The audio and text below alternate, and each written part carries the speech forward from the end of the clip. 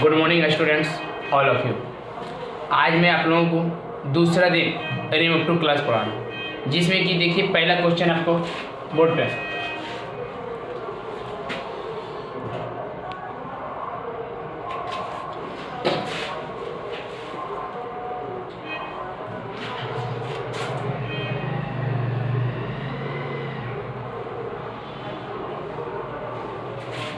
इसका कहने का मतलब है श्याम इतना मोटा है कि डांस नहीं कर सकता। तो देखिए यहाँ श्याम है तो पहले श्याम है, उसके बाद ईज है तो एज ही लिखना पड़ेगा। और ये टू के स्थान पे कल हमने बताए थे, टू के स्थान पे किसका प्रयोग होता है? ये सो का। उसके बाद एडजेक्टिव या एडवर्ब है तो वही लिख देना है। उसके बाद ये टू के स्थान पे एक कंजक्शन आता है डैट, ये कंजक्शन, ये टू के स्थान पे एक कंजक्शन डैट आता है तो यहाँ पे डैट लेंगे। लेकिन डैट के ये तुरंत बाद आपको सब्जेक्ट के अनुसार का रिफ्लेक्सिव प्रोनाउन का प्रयोग यहाँ पे होना चाहिए।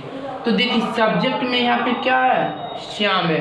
श्याम ये आपका लड़का है ना जी, तो लड़का के लिए देखिए सब्जेक्ट होता है ही, तो यहाँ पे ले लेंगे ही। अब देखिए ये कौन सा टेंस में है? ईज आ गया, तो जिसमें भी ईज आ जाए वो सब हमेशा आपको प्रेजेंट टेंस में होता है। तो प्रेजेंट टेंस में हम बताए थे आपको, यदि रिमूव टू बनाना है तो प्रेजेंट टेंस के लिए कैन नोट का प्रयोग और पास्ट टेंस के लिए कुड नोट का प्रयोग। तो देखिए ही उसके बाद क्या, ये प्रेजेंट टेंस में है तो इसके लिए कैन नोट का प्रयोग। उसके बाद फिर डांस है तो डांस आपको लिख दिया जाए, ठीक है? इतना। कोई प्रॉब्लम है तो बोल सकते हैं, ठीक है? अब दूसरा नंबर क्वेश्चन पे आई। देखिए ये आपको दूसरा क्वेश्चन है, तो इस क्वेश्चन को भी सेम प्रोसेस से आपको बनाना है।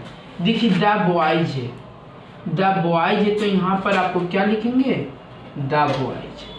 उसके बाद आर है तो क्या लिखेंगे जी? आर। लेकिन ये टू का मतलब हम बताए थे, जब रिमूव टू बनाइएगा तो 100 देना पड़ेगा। और ये टायर्ड है तो ये टायर्ड ही लिख देंगे। उसके बाद E2 के स्थान पे कंजक्शन के रूप में हमें डैट लेना पड़ता है। उसके बाद ये जो डैट आपको आ गया है तो डैट के तुरंत बाद सब्जेक्ट के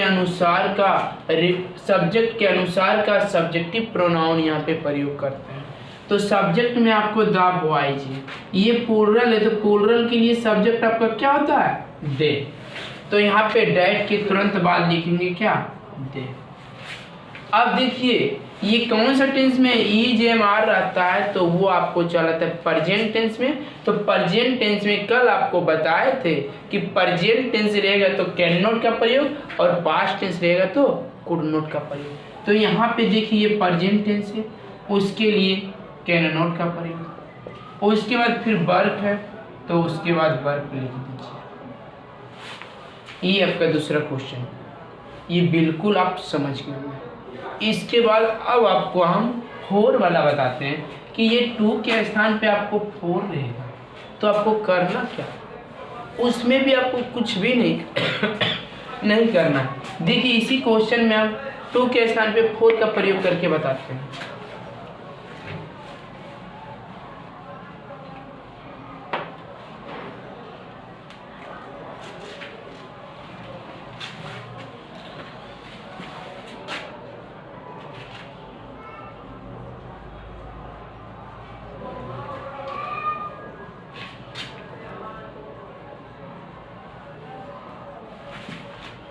टू टायर्ड टू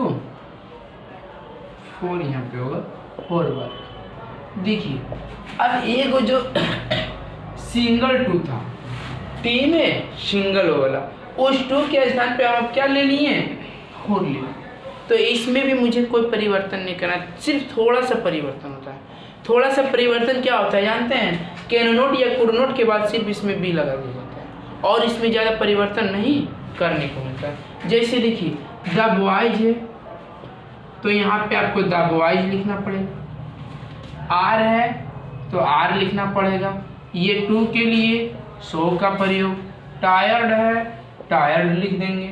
उसके बाद ये फोर के लिए भी एक कंजक्शन, आपको हमेशा कंजक्शन रिमूव टू में डैट ही होता है, तो यहाँ पे उसके बाद डैट का प्रयोग। और डैट के बाद हमेशा सब्जेक्ट के अनुसार का सब्जेक्टिव प्रोनाउन का प्रयोग होता है। तो सब्जेक्ट में देखिए द बॉयज है, द बॉयज के लिए सब्जेक्ट क्या बन जाएगा? दे, तो यहाँ पे लिखेंगे दे। उसके बाद ये कौन सा टेंस में है? प्रेजेंट टेंस में। प्रेजेंट टेंस में प्रेजेंट टेंस में आप लोग बताए थे कि कोई भी प्रेजेंट टेंस में रहेगा तो उसके लिए कैन नॉट का प्रयोग, यदि पास्ट टेंस में रहेगा तो कुड नॉट का प्रयोग। तो देखिए दे ये कौन सा टेंस में है? प्रेजेंट टेंस, तो इसमें किसका प्रयोग? कैन नॉट का प्रयोग। फिर उसके बाद वर्क है तो आप वर्क लिख दीजिए, सॉरी नॉट, फोर है ना जी, फोर के लिए यहाँ पे बी का प्रयोग होता है। फिर वर्क है तो आप वर्क लिख दीजिए, कोई दिक्कत नहीं है। इतना आप समझ गए होंगे, ठीक है।